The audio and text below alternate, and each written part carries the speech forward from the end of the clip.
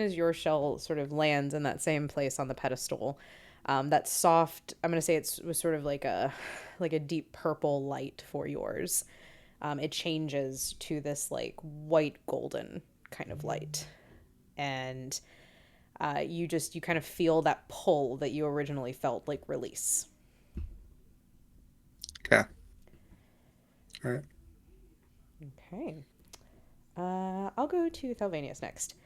Thelvanius, you go to the one next to Gale, and there is a journal sitting on yours. You found a lot of these the last couple adventures, but this one's different. This one is less of like a journal and more of like a scroll with like a leather wrapping around it. It's much more ancient. It's much more like old and possibly even powerful than the other items that you've found recently.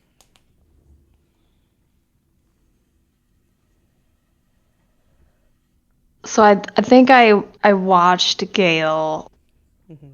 do this, and I'm gonna turn to him and so the thing I said about not touching objects, we're just doing that now, but we're like exchanging things. Apologies.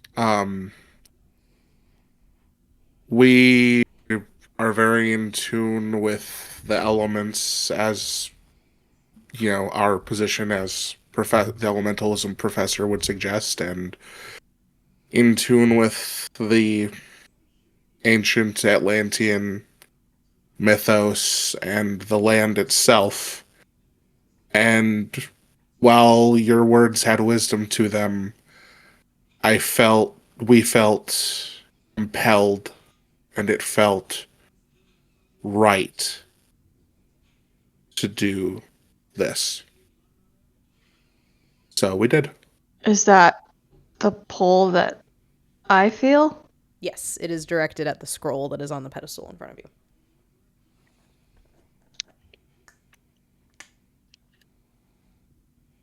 I fell in love with my trinket after I described it. I don't want Oh. to.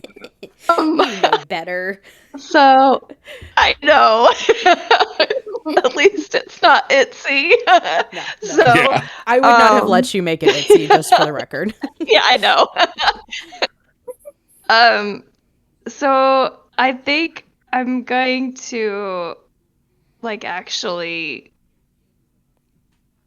talk to Itzy, Mhm. and it's just gonna be like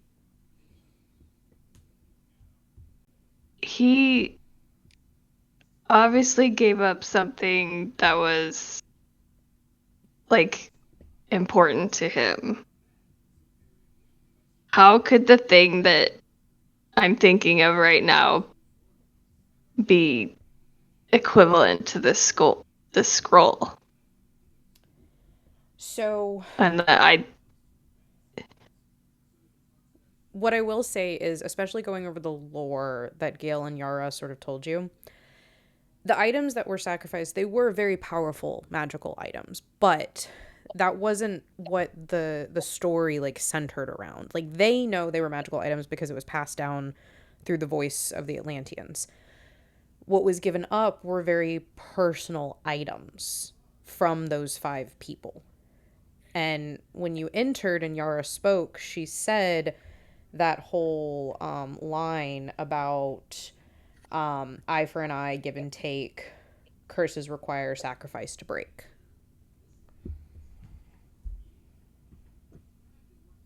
so I think he's gonna like just kind of get encouragement from Itzy. Um, Yeah, absolutely. and then he's gonna pull this it's like 2 inches. It's this small um honestly to probably other people it's sort of looks like a wooden duck. Uh-huh. Um but it's actually the puffin carved in his house from his house. Oh. Um and it's this stupid little wooden thing that's given to every like head of the house through the years. And so he has been like, this is the dumbest thing when he first got his job, and was like, I'm not carrying this thing around. And so between Reggie and Itzy kind of forcing him to carry it around, he actually like started to um I think at the same time that he kind of like came into his position and started enjoying teaching these kids, he also felt that like connection to this stupid little wooden thing. Mm-hmm. Um, and so he's gonna like reluctantly put that on the pedestal and kind of see if it takes it and then Mm-hmm. pick up the scroll. Yep.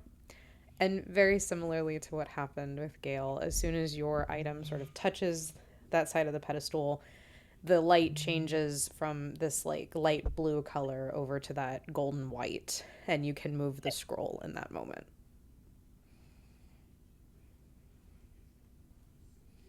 Also, why you gotta be breaking my heart on a Saturday night? Come on, man. Yeah. This is what I Like, do. just, oh, me and Josh are here, like, Sorry. I love it. No wonder you fell in love with your item. yeah, no wonder. No, it was just like this great like thing that like, Yeah. Oh, it's so I'm beautiful. sorry. I love it. I love it. I'm gonna hop over to Quentin. So, Tat, you come up to the middle pedestal. Um, on this pedestal is what looks at first glance like a piece of driftwood. But then you sort of like pay more attention to it, and you realize that it's some type of wand. Like it's got an actual handle to it, and it is like organically shaped. So it was probably made out of driftwood, but this is definitely some sort of wand that's on the pedestal that is like pulling at you. I'm gonna look around and find Sylvanas. I'm like, can I touch this thing? You guys are all touching stuff. Can I touch this? Consent, guys, consent. Yeah, if this is the I think yes, but if this is the pedestal that it you feel that you need to go to, then yes, you can touch the stuff on that pedestal. But what do I gotta But I do? don't Like, think on the other ones.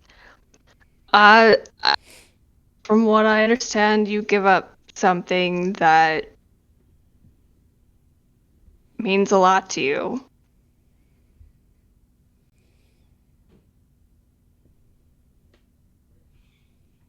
let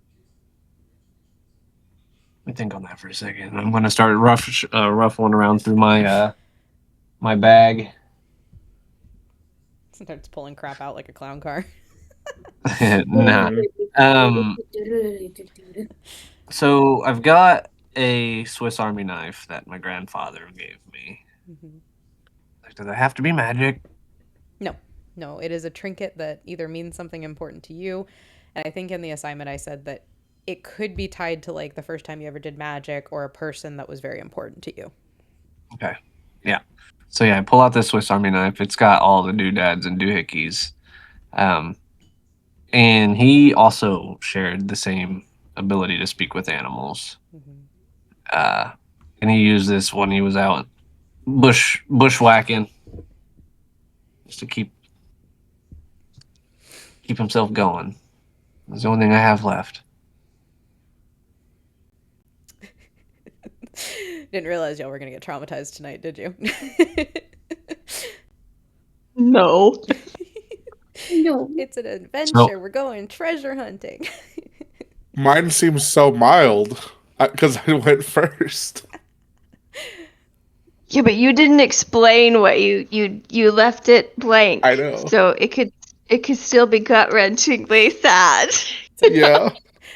So Quentin, you place it sort of on the pedestal. I do. Okay. So same. Your light was sort of like this deep, like orangey yellow, sort of like reminding you of a lot of like your outfits and things that you like. And it changes that light white yellow as soon as you put the knife down, and then you can actually pick up that driftwood wand. And I will say that just to you specifically, you feel sort of like a staticky feeling when you grab this. Oh, I don't like that. You said I could touch this.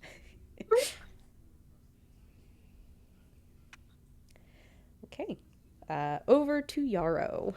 So you head up to the sort of second from the right one that you felt this pull to, and there's this like deep green light coming from it. And as you sort of get up to the top, you see uh, what looks like a leather pouch. You can't quite see what's inside of it right now, but you can definitely see that there's something inside of the pouch. Okay. Um, Emma, remind me Mhm. because I vaguely remember from our first session. Didn't Z had a bunch of stuff in her hair? Yes, yeah, she used to like Like, pens, feathers, shells, beads, flowers occasionally, just like all kinds of stuff. Okay.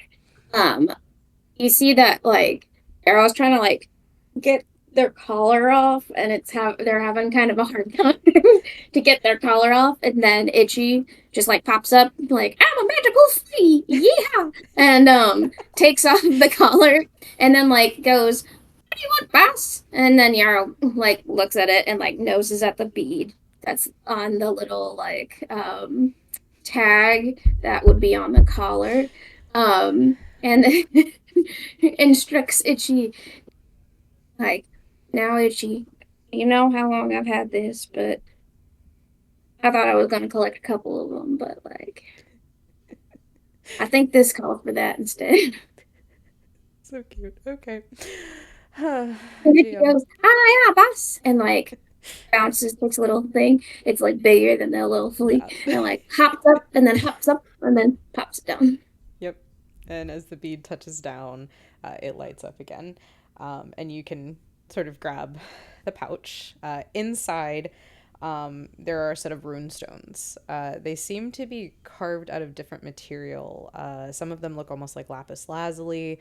Some of them look like tiger's eye. Some of them look like clear quartz, but then like you kind of hold them up to the light and they get like rainbow iridescent. Like they're all just beautiful. But it's a full set of rune stones, and they're made out of different kinds of gemstones. I just kind of like take it and like look around. And it's like, this is going to be really cool when I'm human and can touch them with my little fingers. When I can figure out what these do. And I can look at these a little better. Okay. And then Z is going to go up to the last pedestal, and hers is like this sort of deep red color. And then she kind of walks up, and you see her kind of staring at the thing that's on it that's a little too high up for everybody to fully see. And she sort of like shakes her head, and she starts digging through her pockets. And you see her take out one of those moleskin sketchbooks. But this one, I'm going to say, Yarrow, you can see just enough because you're the one right next to her. Most of hers, like, she carries a lot of them at a time. And most of them are either, like, relatively new and she's just started sketching in them. Or if they are filled, they're still, like, they have that, like, newness. Like, she got a whole new set when she first came here. But the one in her hand is more worn. Like you can almost see like the crease along the side of it that she's opened and closed it a lot. You can see like paint kind of smudges around the edge. Like this is just a little bit more well loved, so to speak. Um, Aw. and she sort of like opens it and flips through a couple times, and then she kind of closes it, and she like, and she like sets it down, and you see her pick up what looks like a ring of some sort. And then the last pedestal lights up white gold.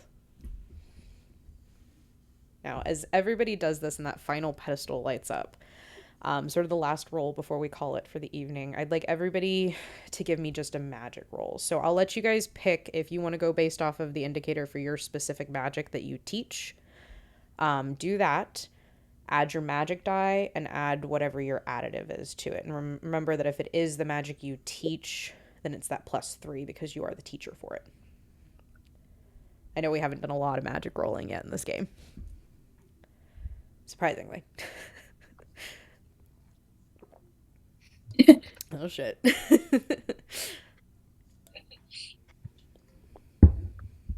So Dalvanus got a 17. Perfect. I'm gonna spend an adversity token because I rolled a 1 and a 2 respectively on both of my dice. Oh, geez. Yep, go for it.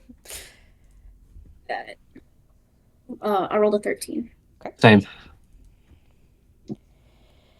I got a dirty 20. Perfect. Let's make a magic roll. All right, let me. Oh, cool. Z got a dirty 22. Okay. So as you guys swap out your items, you feel these, pulls stop, and then you, all at once, you feel like almost the reverse of when you walked through the barrier. Like, when you walked through the barrier, you felt that, like, bucket of cold water, like, went through your whole body. Like, someone walked over your grave, you felt the chills. This starts, like, at your feet where it's on the pedestal, and it feels like standing in front of a warm fire. And it just sort of starts at your feet and goes all the way up to the top of your head. And then you get sort of this, like, magical rush. And for a moment, like, each of you just feels almost this, like, connection to the magic. Gale, you know this feeling very well, being the Tempest from the Atlantean tribe.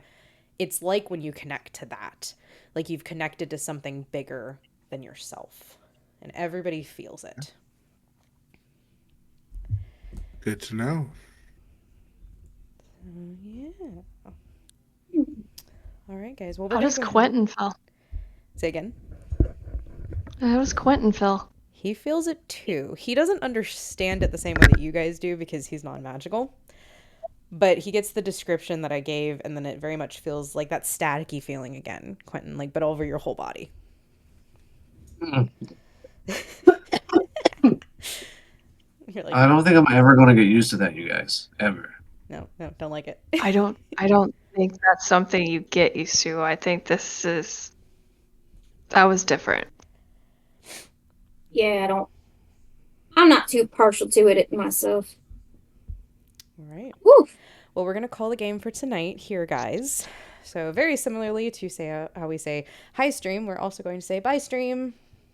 Bye, Stream. Bye, stream.